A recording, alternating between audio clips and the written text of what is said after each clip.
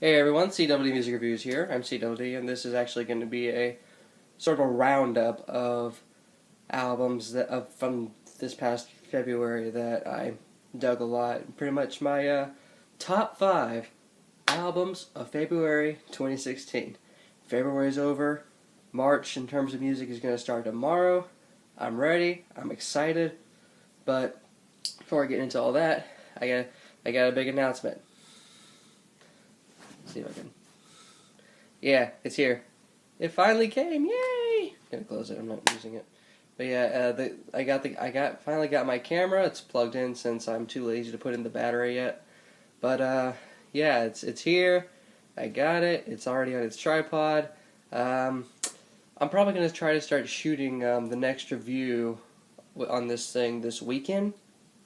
Hopefully, I can get that going.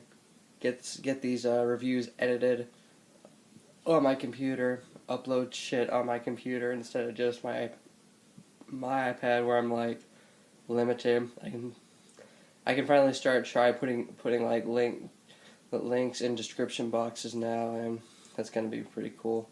I'm not sure about. Well, that's my cat. She okay. Yeah. So yeah, that's excellent news for the channel, for me, for us. It's a relationship. I love you, all 29 of you, if not 30, if we've reached 30 yet. But yeah, we're gonna definitely get some better quality videos soon. I looked at the images. I played around with taking pictures and making videos, and the image looks good. The images, the quality of the camera looks pretty good, and I most certainly look forward to using it a lot.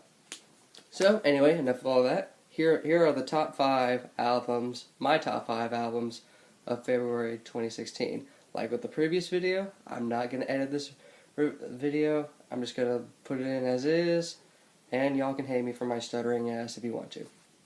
That's just how it is. Okay. Alright, number 5, Sarah Neufeld, The Ridge. Sarah Neufeld, Arcade Fire collaborator, hit it big with Colin Stetson last year for Never Were the Way She Was. Has a new album this year, The Ridge. Really, really good violin-based album.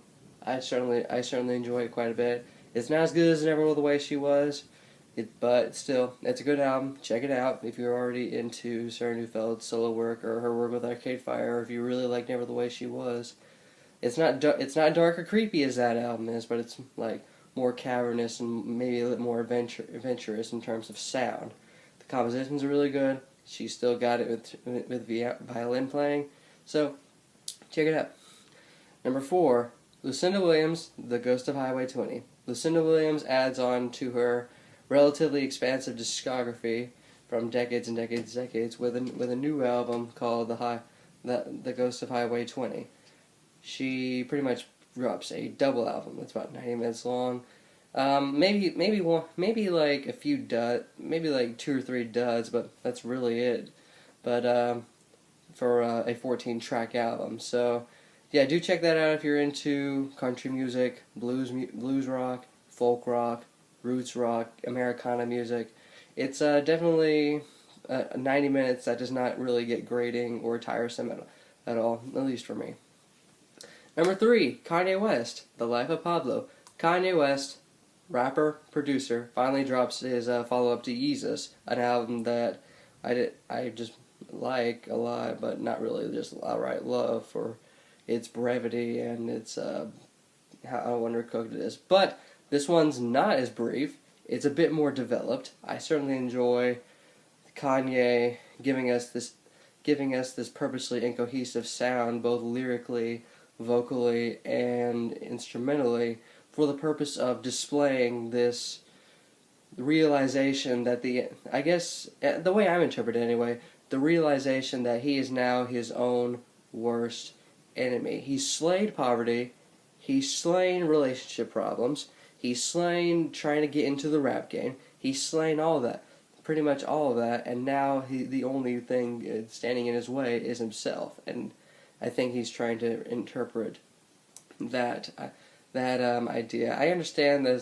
Yeah, like with the Lucinda albums, there is a few duds, maybe a few more, like one or two more duds on this album than that album. But still, check it out if you're already a big fan of Kanye West, or if you're just curious about what he's up to. If that is, if you can check it out. It's streaming on Tidal, and from what I understand, for whatever reason, it's also streaming on Pornhub. I don't know if that's still up or not, but it's kind of funny. Okay, number 2, Animal Collective, Painting With.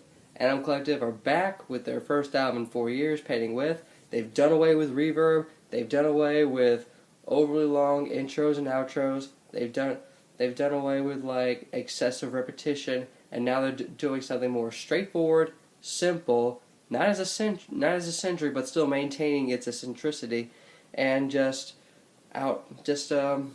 my opinion, a really good album. I realize it's received semi-mixed reviews, given that it's not really as grandiose or as great as albums like Feels or Merriweather Post Pavilion. But if you're looking at that standard, it's kind of, you kind of ignore what it is Animal Collective is really going for here, and I think what they're doing is interesting. And if they do plan on continuing this route within the next couple of years or a few years at this rate, I think we could get in a whole new Animal Collective that's gonna really be interesting to pay attention to. But my number 1 album of this month is While Nothing's Life of Pause. Did not plan to love this album as much as I did. Did not expect a whole lot out of this album, but when I heard it, when I heard it the first couple of times, I thought, okay, yeah, this is really cool. I certainly enjoy it. But now, for some reason, when I listened to it a few more times before I reviewed it, I absolutely love the hell out of it, and it's not something I can help at all. So, but While Nothing pretty much came together with a nice dream pop, sort of synth pop-ish, indie pop and rock album that really takes the genre that I'm not typically super into, and just give us all these compositions that don't feel too long, and represent a lot of that, really take all these builds and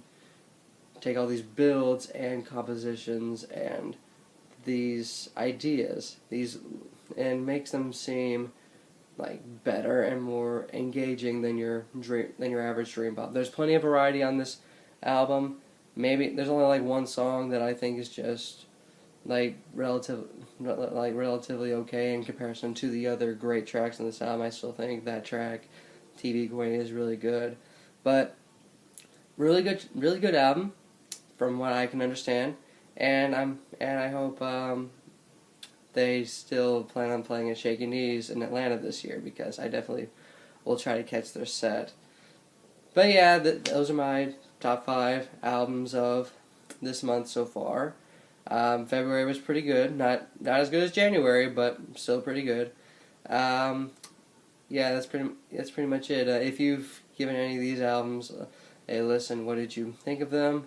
What were your favorite albums of this past month, and for what reason?